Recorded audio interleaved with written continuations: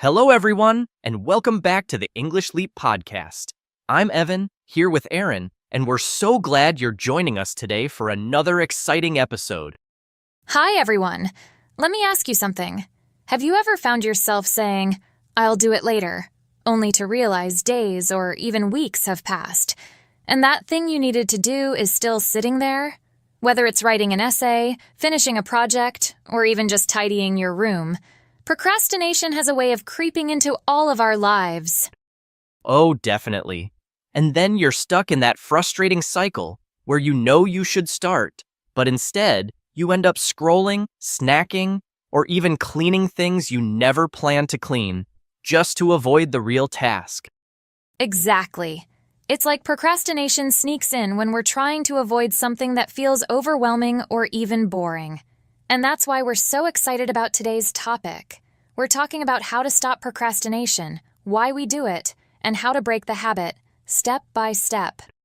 And to help us dive into this topic, we're introducing someone very special, Lucy. Lucy is one of those people who can take complicated ideas and explain them in a way that's simple, fun, and totally relatable. She has this incredible way of making you feel like you're just having a casual chat with a friend. Exactly. Lucy has helped so many people understand the psychology behind procrastination and how to overcome it. Whether you're someone who struggles with small delays or big deadlines, Lucy's insights are going to be a game changer for you.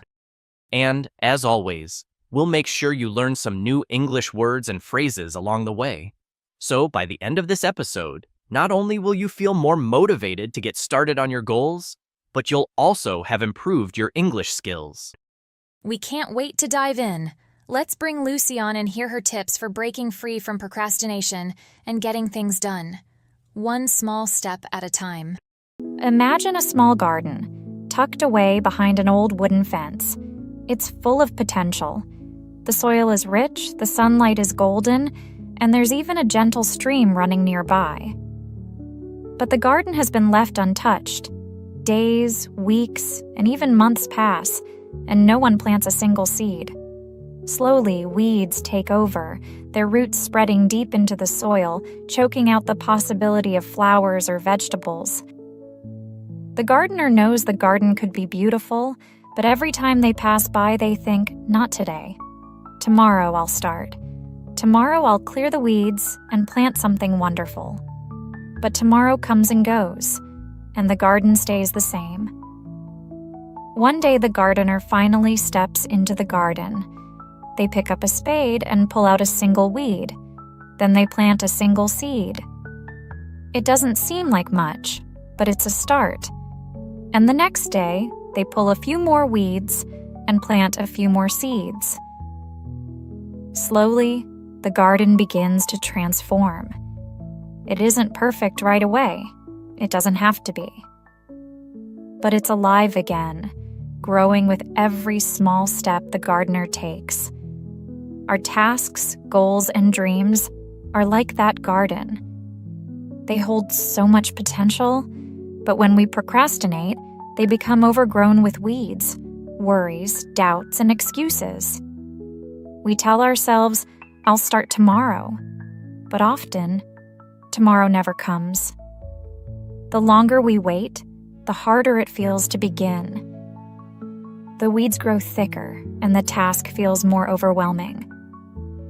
But what if we took the same approach as the gardener? What if, instead of worrying about the entire garden, we focused on pulling just one weed or planting just one seed? Procrastination thrives when we focus on the whole picture and feel overwhelmed. But progress begins when we take small, manageable steps, one at a time. There's a saying, "A journey of 1,000 miles begins with a single step." It's a simple truth, yet so powerful. When we're stuck in procrastination, we often feel paralyzed by how far we have to go. But this phrase reminds us that no matter how big the journey, it always starts with one step. Think about someone standing at the base of a mountain, looking up at the peak.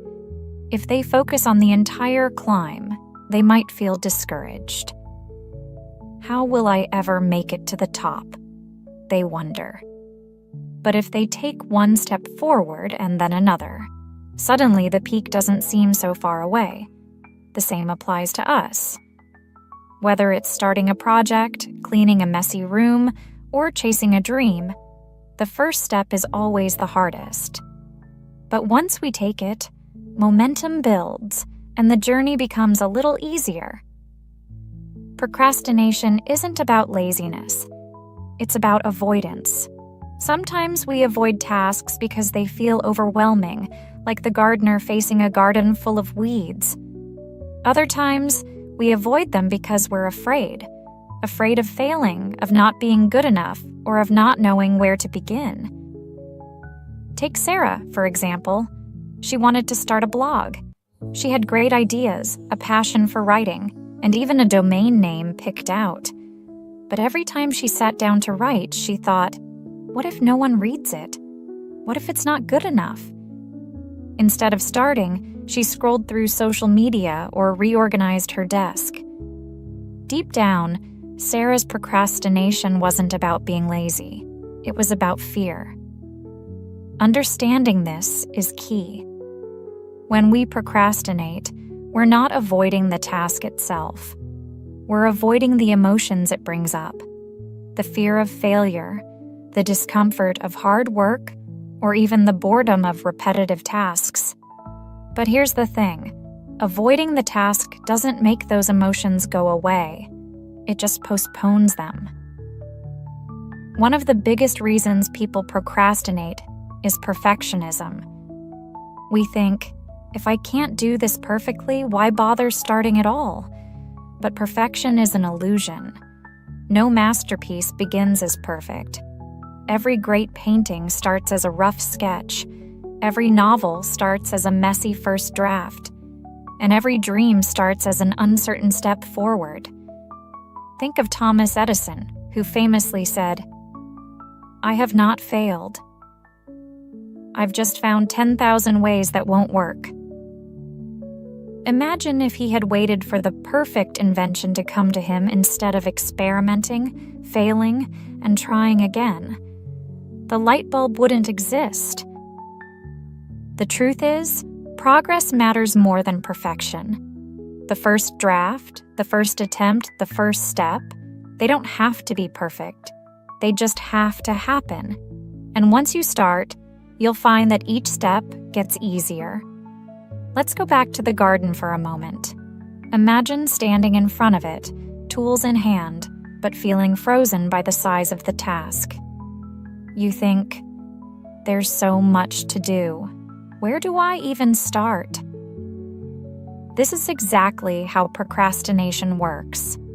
It magnifies the task, making it seem bigger and scarier than it really is. But what if, instead of thinking about the whole garden, you focused on just one corner?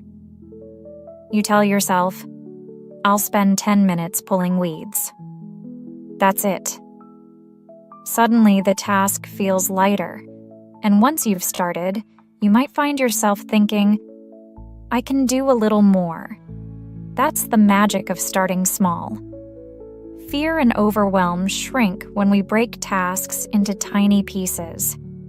You don't have to write the whole essay, just write one sentence. You don't have to clean the entire house, just start with one shelf. The smaller the step, the easier it is to take. Procrastination isn't new. Even the ancient Greeks struggled with it. They had a word for it, akrasia, which means knowing you should do something but doing something else instead. It's comforting to know that humans have been battling procrastination for centuries. It's part of being human. In today's world, procrastination has taken on new forms. Technology gives us endless distractions, social media, streaming platforms, and constant notifications. It's easier than ever to put off important tasks in favor of quick, easy pleasures. But just as technology can be a distraction, it can also be a tool. Setting timers, using focus apps, or creating digital reminders can help us stay on track. Even the most successful people procrastinate. Take J.K. Rowling, for instance. She admitted to procrastinating while writing Harry Potter, often doubting her abilities and delaying chapters. But instead of giving up, she pushed through those moments of doubt, one chapter at a time. Her story reminds us that procrastination doesn't define us. It's what we do next that matters. Let's return to our gardener. Remember how they finally stepped into the garden and pulled just one weed? That single action was enough to break the cycle of procrastination. It didn't fix the whole garden right away, but it started the process. The same is true for us. Whether it's writing an essay, making a decision, or starting a fitness routine, all it takes is one small step to begin. You don't have to tackle the whole garden today. Just plant one seed, pull one weed, or take one small action. The rest will follow. What is your garden? Is there a task or goal you've been putting off because it feels too big or overwhelming? Take a moment to reflect. What's one small step you can take today? It doesn't have to be perfect. It just has to be a start. Procrastination doesn't have to hold you back. By taking small steps, focusing on progress over perfection, and being kind to yourself, you can move forward, one action at a time. Remember, you are capable of great things. The journey doesn't have to be perfect or fast, it just has to begin. Trust yourself, take that first step, and celebrate every bit of progress along the way. You've got this. Important vocabulary and expressions. Potential. Meaning: the ability to develop, achieve, or succeed in the future. Example: the young athlete has the potential to become a world champion with the right training. Overwhelming. Meaning: very intense or difficult to deal with. Example: the amount of work she had to complete by the deadline was overwhelming. Paralyzed. Meaning: unable to act or move due to fear, shock, or indecision. Example: he was paralyzed with fear when he saw the dog running toward him. Avoidance. Meaning: the act of staying away from something because it is difficult or unpleasant.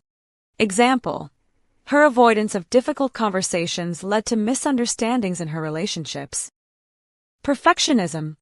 Meaning: the desire to do everything perfectly, often leading to delays or stress. Example: his perfectionism often made him miss deadlines because he was never satisfied with his work. Illusion. Meaning: a false idea or belief, something that seems real but is not. Example: the calm water created the illusion of safety, but the currents were strong underneath. Magnifies. Meaning: to make something seem bigger, more important, or worse than it is. Example: stress often magnifies small problems, making them feel much worse than they are. Momentum. Meaning: the strength or force that something has when it is moving or progressing. Example: once she started working on the project, she gained momentum and finished it quickly. Distractions. Meaning: things that take your attention away from what you're supposed to be doing. Example: to avoid distractions, he turned off his phone while studying for the exam. Affirmation. Meaning: a positive statement of encouragement or support. Example: she repeated daily affirmations like, "I am capable," to boost her confidence. Well, that wraps up today's episode. We hope you enjoyed learning how to tackle procrastination and picked up some useful tips, vocabulary, and strategies to help you take that first step. Thank you so much for tuning in to the English Leap podcast. If you found this episode helpful, don't forget to subscribe and download the episode PDF with all the key takeaways. It's the perfect tool to keep you motivated and on track. And remember, the best way to beat procrastination is to start small. whether it's learning a new phrase or finishing a task you've been putting off. We're here every week to guide you as you build your English skills and confidence. See you in the next episode, everyone. Until then, take that first step, stay consistent, and keep moving closer to your goals, one small action at a time. Bye for now, and as always, happy learning.